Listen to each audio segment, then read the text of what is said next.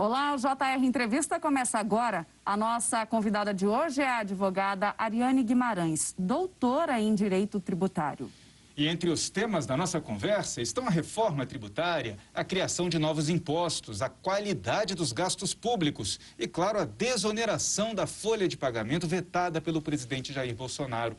Muito obrigado pela presença da senhora aqui com a gente. Eu gostaria de começar com a desoneração, que ela está em discussão hoje, se o veto vai ser derrubado ou não no Congresso. Mas o que é a desoneração?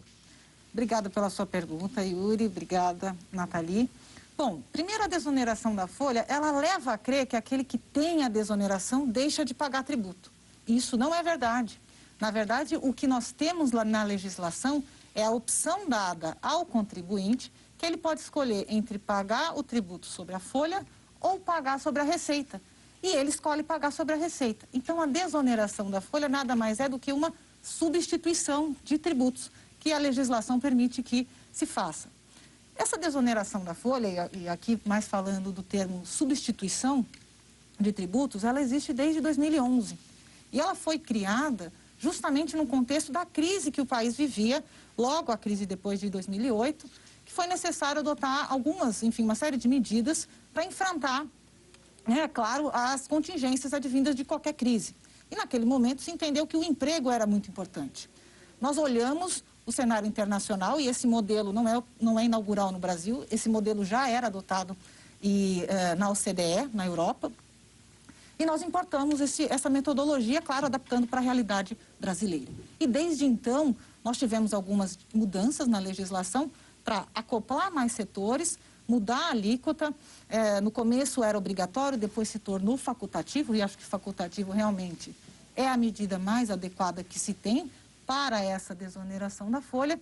E hoje o que está em discussão é nada mais, nada menos do que prorrogar, deixar para o ano que vem essa desoneração que terminaria agora, dia 31 de dezembro, para o final do ano que vem, de 2021. É nada mais, nada menos do que isso. Nós não estamos falando aqui de nenhuma mudança muito drástica no contexto da tributação. É apenas deixar para ano que vem o fim desta substituição, que é muito importante para aqueles que têm empregabilidade e mão de obra massiva, porque isso vai garantir o emprego desses indivíduos nesse contexto de pandemia. Isso que eu ia perguntar para a senhora. A gente vive num momento de pandemia agora. Retirar essa prorrogação representaria o quê? Uma escala de desemprego em massa? É isso ou não? Nathalie, a sua ponderação é muito importante. Na verdade, aqueles que hoje usufruem da desoneração indicam que é possível, se ela não for prorrogada, um desemprego na escala de 1 milhão de pessoas. Ou seja, os números hoje que são relativos a essa desoneração, eles podem impactar e comprometem a empregabilidade de 1 milhão de pessoas. Num contexto que nós estamos vivendo, como esse, de pandemia, em que nós temos os números do CAGED, claro, vem melhorando, mas nós temos um desemprego muito alto no país. Seria uma medida muito desarrazoada não permitir essa prorrogação, olhando o ponto de vista econômico, social e institucional. Agora, essa prorrogação foi aprovada no Congresso Nacional e depois o presidente da República vetou essa prorrogação por 1 ano. Existe, dentro de tudo isso que a senhora está colocando aqui como realidade econômica do país hoje, o risco do desemprego, existe alguma razão para esse veto? Vamos lá. Essa inserção dessa prorrogação, ela aconteceu na MP 936, que tinha como propósito as primeiras medidas para a manutenção de emprego no país. O Congresso Nacional, de forma absolutamente adequada, fez a introdução de um dispositivo que prorrogava esta desoneração para 2022. Houve um acordo entre os parlamentares e o próprio governo e decidiu-se incluir essa prorrogação até 2021. Retirou-se 1 ano daquilo que o próprio Congresso pretendia. Esse endereçamento foi feito, a aprovação foi feita no Congresso Nacional e o projeto enviado para a sanção do presidente da República. E o presidente da República, é verdade, ele teve bastante dúvida ao analisar esse dispositivo e por 2 razões ele vetou. A primeira disse que não seria pertinente aquele contexto de medida provisória que foi aprovado. Isso, com todo respeito, não é adequado, porque nós estamos falando de uma medida para enfrentar a crise econômica decorrente da pandemia. todas as outras medidas que estavam lá, elas têm exatamente esse propósito. Essa medida de prorrogação, ela também tem esse objetivo, que é fortalecer as empresas que têm mão de obra intensiva para que elas continuem e mantenham esses empregos. E a outra razão é uma razão de natureza fiscal, ou seja, não teria sido indicado de onde que o governo tiraria o dinheiro para compensar essa redução. Isso também é inadequado, porque o Congresso cuidou dessa questão. Ele indicou uma outra fonte de custeio e também disse que o Poder Executivo deveria fazer e analisar, assim como faz em todas as outras medidas provisórias em que essa desoneração, qualquer outra desoneração acontece. O Congresso Nacional, ele envia essa sugestão e o Poder Executivo, que é quem tem a caneta, ele vai efetivamente elaborar seus cálculos para fazer essa quantificação. Agora, doutora, diminuir essa tributação, manter essa redução de tributação, pode ajudar de que maneira prática ali na economia? Qual que é o reflexo disso? Bom, hoje nós temos 17 setores, não são 17 empresas, são 17 setores. Setores esses que têm uma empregabilidade muito alta, ou seja, dependem muito de empregados para desenvolver suas atividades. Então, a empresa desenvolve as suas atividades com uma gama muito grande de empregados e esses empregados, eles geram renda na sociedade, na economia. Ou seja, nós estamos falando de dois fatores absolutamente relevantes, que é a pujança da economia, a economia está aquecida, e, de outro lado, os empregos, a renda chegando na população, por meio ali dos pagamentos dos salários. Se nós tivermos a revogação, agora, o fim da desoneração da folha, agora em dezembro, eu não tenho dúvida de que nós teremos uma escala muito grande de desempregos a partir de janeiro de 2021. E talvez nem comece em janeiro, já comece esse ano, porque as empresas, elas têm orçamentos para aprovar, muitas delas são auditadas por auditorias independentes, elas precisam, os números delas precisam fechar. Então, se ela não tem de onde tirar, é evidente que isso vai gerar demissão. E essas empresas desses 17 setores, a gente pode dizer que hoje muitas delas estão em uma situação financeira complicada em função da pandemia? Sem dúvida. Nós estamos falando aqui desses 17 setores, vários deles são prestadores de serviço. E o que isso significa? Os prestadores de serviço, eles foram muito afetados com a pandemia. É claro, por uma questão muito óbvia, que nós tivemos a restrição da própria atividade em si. De um lado, por exemplo, só para contextualizar, os alimentos, enfim, são consumo essencial. Claro que a gente teve ali uma redução, mas houve minimamente aquela que a gente chama de demanda que não sofre tanta alteração. Os serviços, eles já sofreram de forma mais impactante os efeitos da pandemia, porque muitas vezes você deixa de tomar um serviço, mas você não deixa de comer, claro, se você tem os recursos para isso.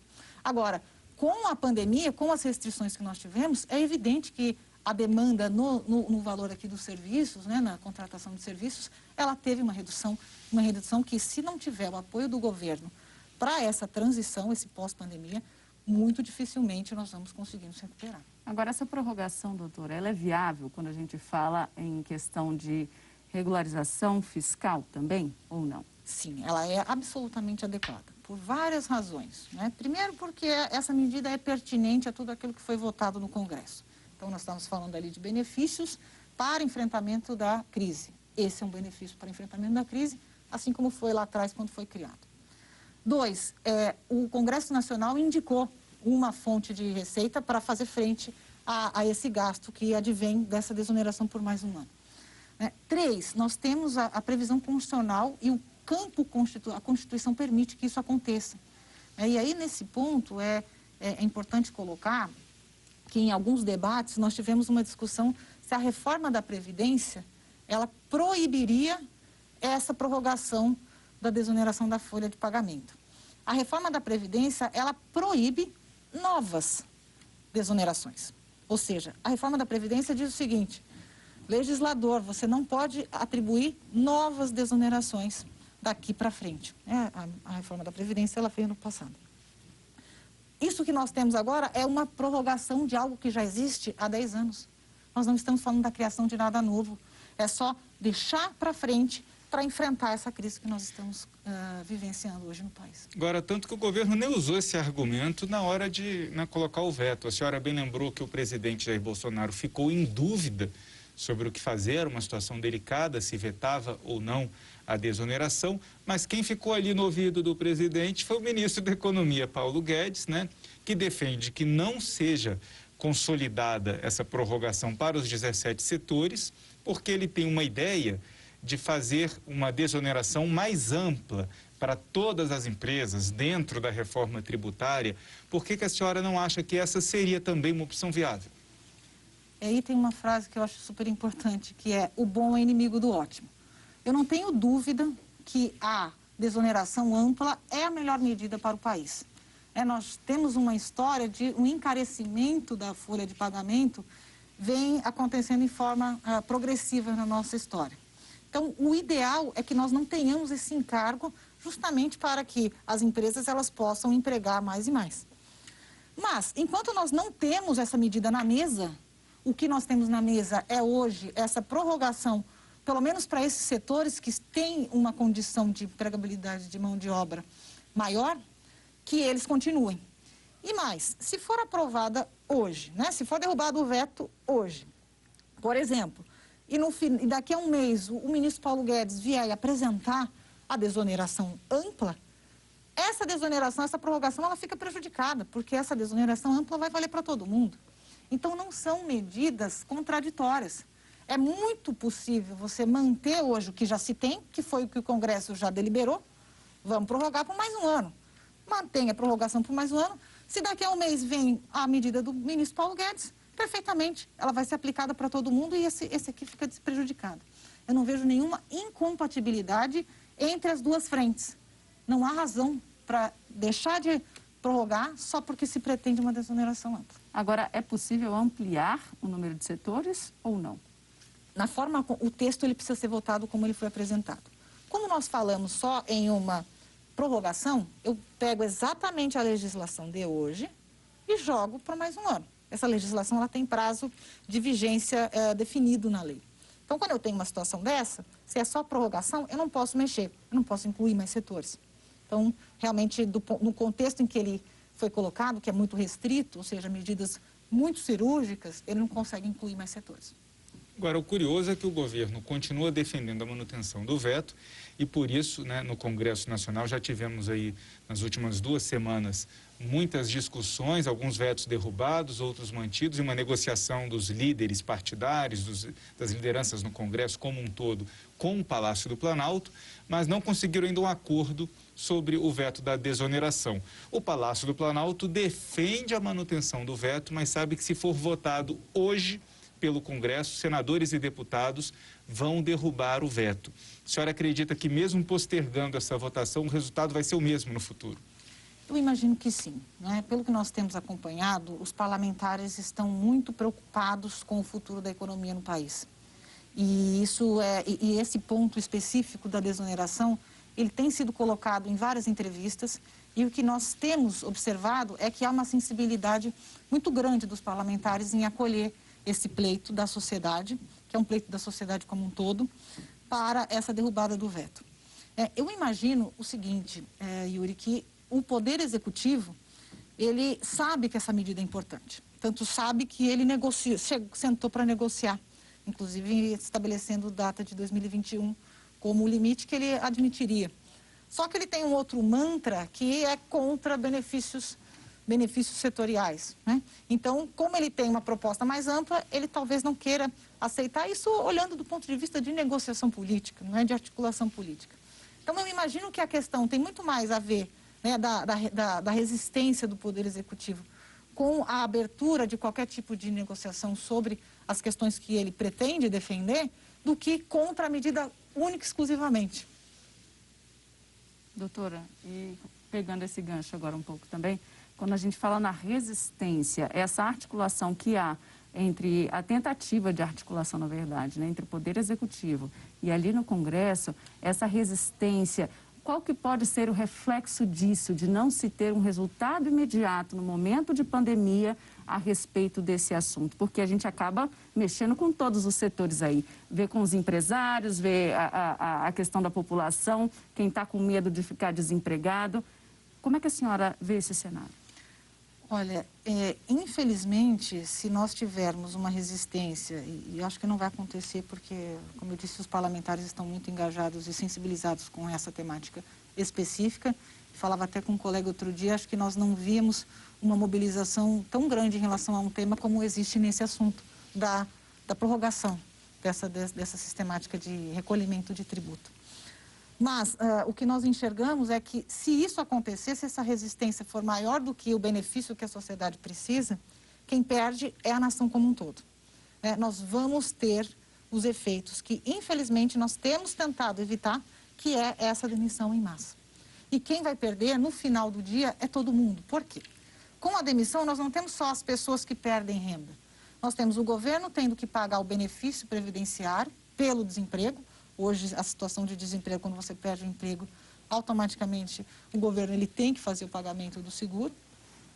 Você perde a arrecadação, porque o governo também tributa o salário, contribuição previdenciária, imposto de renda, caso aquele indivíduo esteja num patamar passível de tributação do imposto de renda. E, evidentemente, que aqui a gente vai ter a perda do consumo, porque essas pessoas sem renda, elas não vão consumir. Então, você vai ter, na verdade, uma perda em 4 escalas, que muitas vezes nós só olhamos o número, quanto que eu vou perder de arrecadação se eu não prorrogar. Só que ele não enxerga que o efeito não é só esse. O efeito, ele tem outras repercussões. E essas repercussões do desemprego, elas devem ser consideradas. É quase que uma súplica para que o governo, ele realmente libere, vamos dizer assim, os parlamentares para votarem como é mais adequado, que a gente tem aqui visto que realmente é por manter a desoneração por mais um ano. Você pode assistir ao JR Entrevista na Record News às 10h30 da noite, no portal R7, no Play Plus, no Jornal da Record, no JR 24 horas, à 00:30 e também nas nossas redes sociais. Eu queria aproveitar que a senhora é doutora em Direito Tributário para fazer uma pergunta difícil de responder em poucos minutos, de forma simplificada. Como entender o que é a desoneração na hora que a gente pensa para a empresa no total de quadro de impostos que ela tem que pagar, O que isso representa de economia? A senhora falou no início do programa, no início da entrevista, que na verdade deixa de pagar por um lado, mas paga por outro. Dá para tentar explicar isso melhor para a gente de forma simples, que eu sei que não é simples.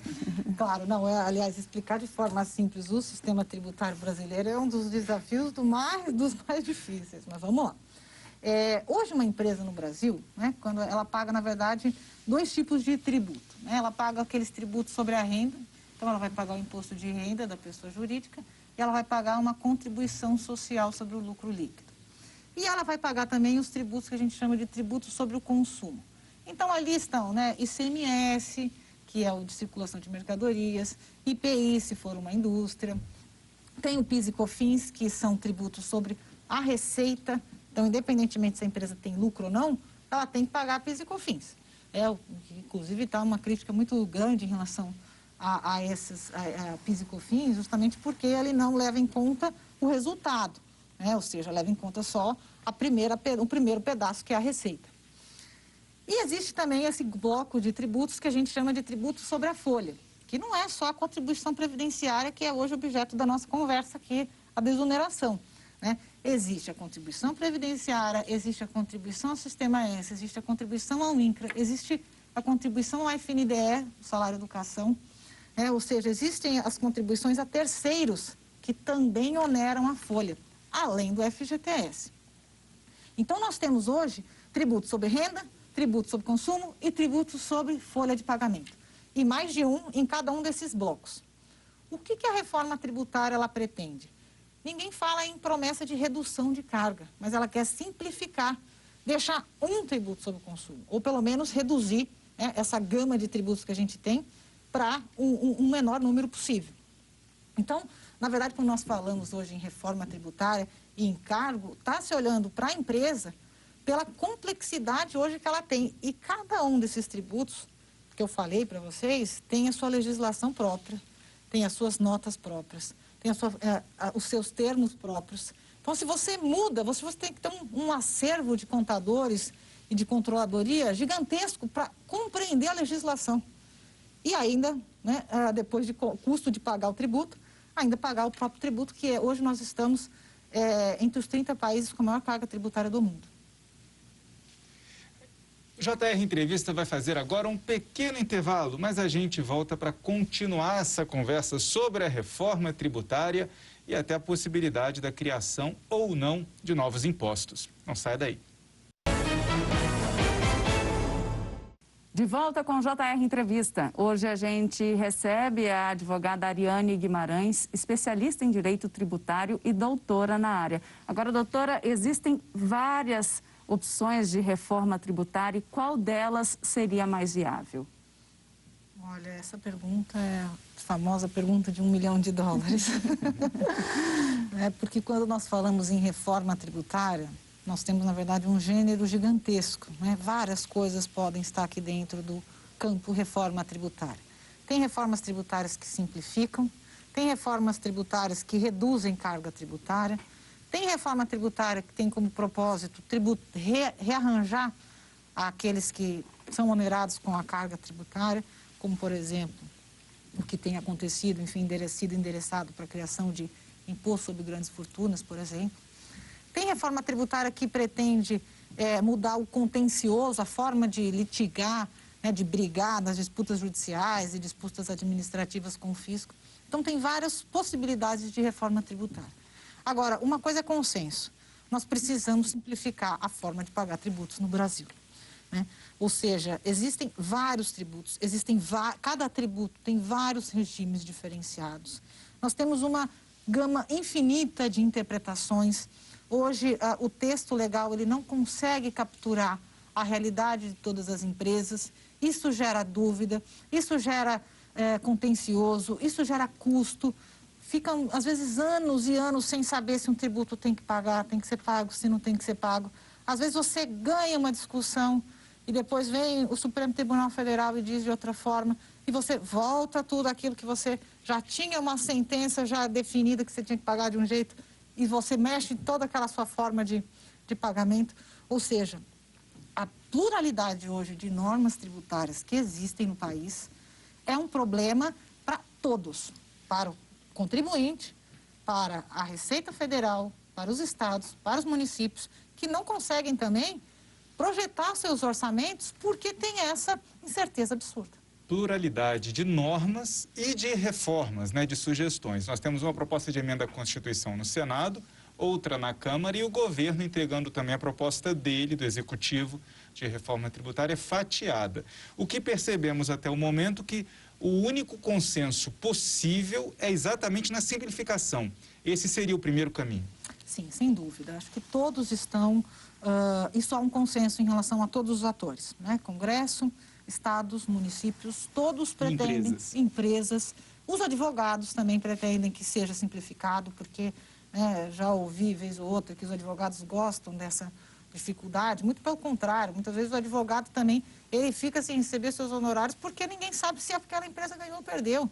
Então, isso se estende anos e anos e não é bom para ninguém. É o famoso perde-perde. Doutora, é possível falar em imposto mais justo para a sociedade brasileira? Qual que seria esse imposto mais justo? Olha, esse termo é muito importante e tem sido colocado de forma bastante recorrente, né? Ou seja, o que é mais justo se pagar? Há uma coisa, um dado real, que é a nossa carga tributária, ela é regressiva. O que isso quer dizer? Que aqueles que têm menos, eles têm um ônus tributário maior do que aqueles que têm mais. E como resolver isso, né? Existem algumas fórmulas. E uma das fórmulas que se tem pensado é diminuir a tributação sobre o consumo. Porque se diminuir a tributação sobre o consumo, você vai ter para todos um encargo menor.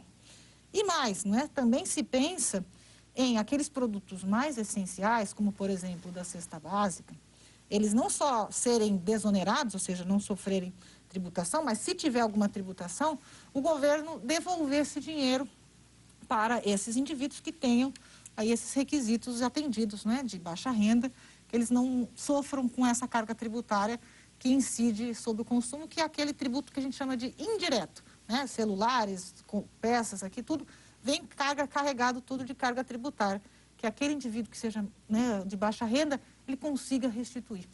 Para isso não adianta simplificar, nós precisamos de uma verdadeira reforma tributária. E como fazer essa inversão?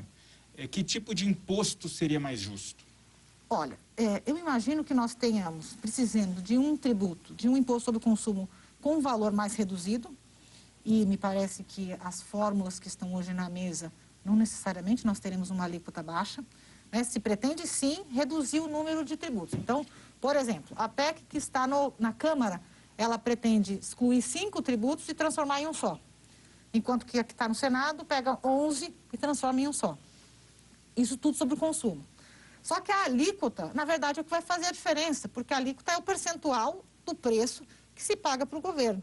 Se a alíquota for muito alta, não adianta só simplificar, sendo que a gente vai ter um aumento de carga tributária e vai ficar mais caro os produtos, o consumo para toda a população. Isso não é nada justo, ou seja, resolve um problema, mas deixa outro problema de fora. Agora, e qual é o imposto justo?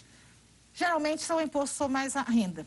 O tributo sobre a renda é aquele que ele vai capturar aquilo que realmente é recebido pelo indivíduo, pelo contribuinte. Então, se o contribuinte tem uma renda muito alta, ele vai pagar uma fatia progressivamente mais alta. E, pelo contrário, também.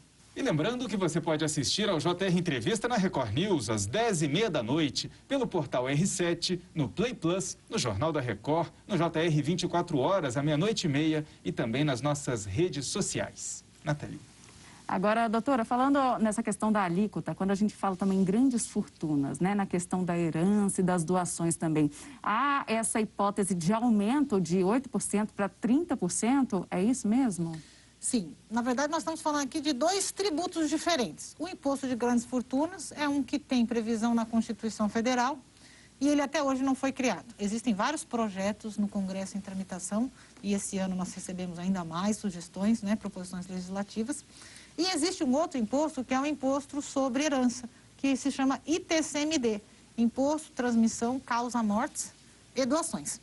Então, esse imposto hoje ele tem a alíquota máxima de 8%. Se pretende aumentar, hoje de concreto, aumentar a alíquota para 16%. E auditores da Receita Federal, num memorando que fizeram sobre medidas que seriam importantes para a justiça fiscal, indicaram que seria importante aumentar a alíquota desse imposto sobre doação para 30% ou 32%. Eu acho que, claro, é importante analisar esse tipo de situação, mas nós precisamos olhar uma coisa, não é? Ou seja, os efeitos de países que já experimentaram tanto o imposto de grandes fortunas como esse imposto muito alto sobre causa-mortes ou sobre herança.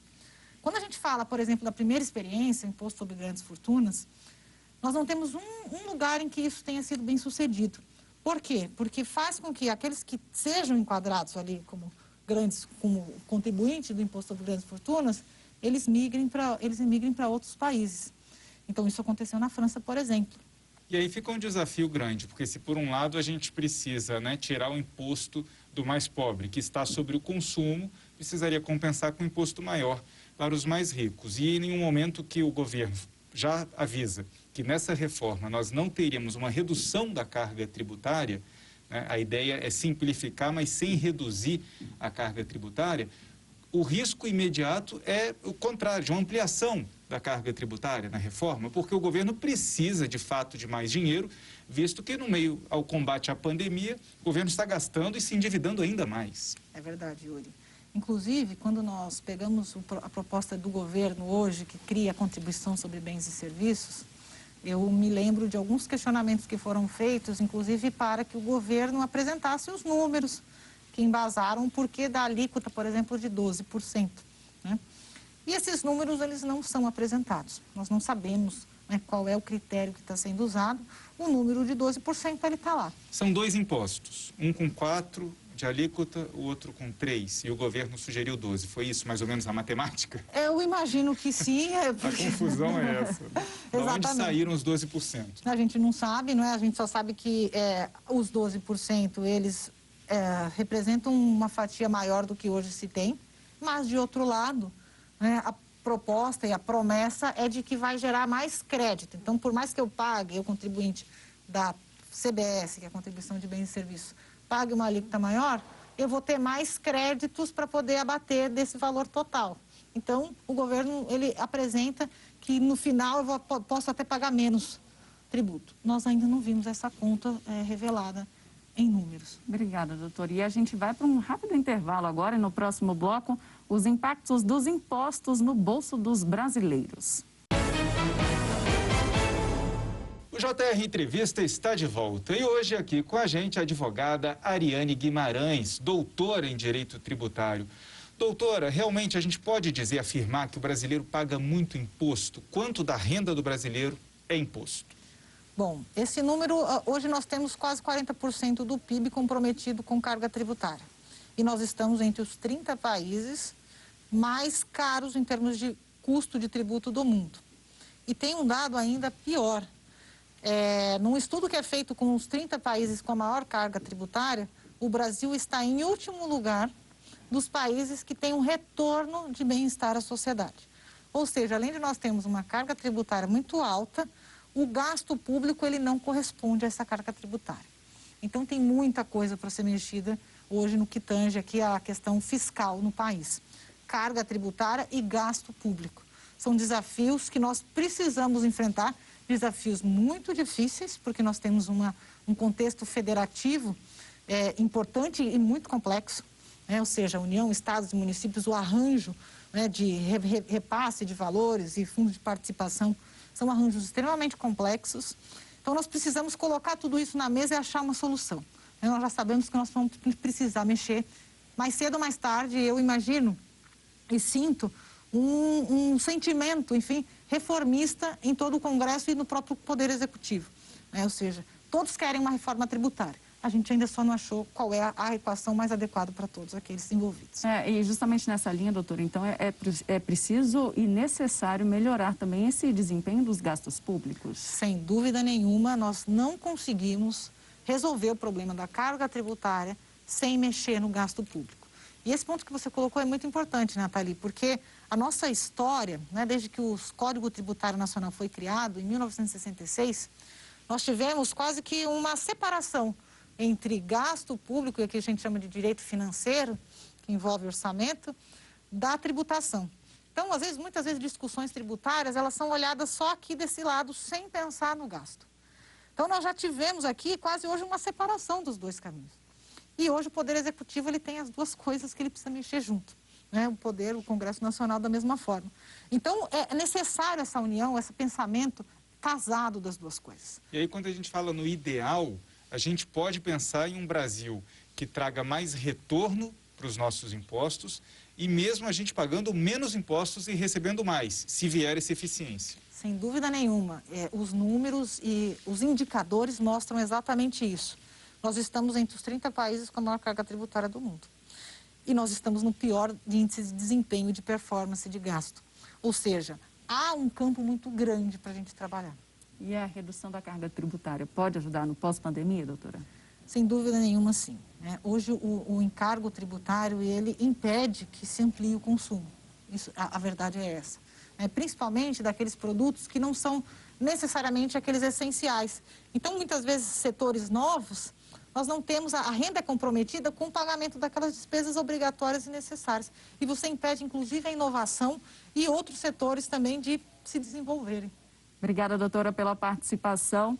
O JR Entrevista fica por aqui. Lembrando que você pode assistir ao programa na Record News às 10h30 da noite, no portal R7, no Play Plus, no Jornal da Record, no JR 24 horas, à 00h30 e também nas nossas redes sociais. Obrigado uma vez mais pela entrevista e obrigado também a você pela companhia e audiência. Até a próxima. Tchau, tchau.